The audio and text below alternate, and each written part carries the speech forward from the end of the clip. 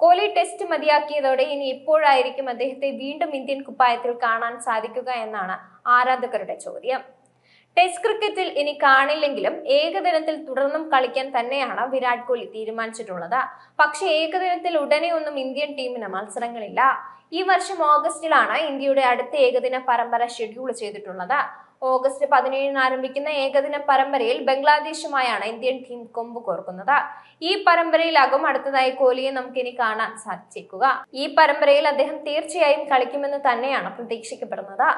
IPLന്റെ 18ാം സീസണിലെ മാറ്റിവെച്ച മത്സരങ്ങൾ ഉടൻ പുനരാരംഭിക്കുമെന്നാണ് പ്രതീക്ഷ. എന്നാൽ ഇത് ഈ മാസം പുനരാരംഭിക്കാൻ സാധിക്കാതെ വരികയും ഓഗസ്റ്റിലെ അടുത്ത വിൻഡോയിലേക്ക് മാറ്റുകയും ചെയ്താൽ ഇന്ത്യയും ബംഗ്ലാദേശും തമ്മിലുള്ള പരമ്പരയും നടന്നേക്കില്ല. അങ്ങനെ സംഭവിച്ചാൽ കോഹ്ലി പിന്നീട് ഇന്ത്യക്കായി കളിക്കുക ഒക്ടോബറിലായിരിക്കും. കാരണം ബംഗ്ലാദേശുമായുള്ള ഓഗസ്റ്റിലെ ഏകദിന പരമ്പര കഴിഞ്ഞാൽ പിന്നീട് ഇന്ത്യയുടെ അടുത്ത പരമ്പര ലോക ചാമ്പ്യന്മാരായ ഓസ്ട്രേലിയക്കെതിരായാണ്. ഓസീസിനെതിരെ അവരുടെ നാട്ടിലാണ് 3 ഏകദിനങ്ങൾ ഇന്ത്യൻ ടീം കളിക്കുക. കൂടാതെ 5 T20കളുടെ പരമ്പരയും ഈ പര്യടനത്തിലുണ്ടാകും. ഓസീസ് പര്യടനത്തിന് ശേഷം നാട്ടിൽ വെച്ച് സൗത്ത് ആഫ്രിക്കയുമായി 3 ഫോർമാറ്റുകളിലുമുള്ള പരമ്പരയും ഇന്ത്യൻ ടീമിനെ കാത്തിരിക്കുകയാണ്.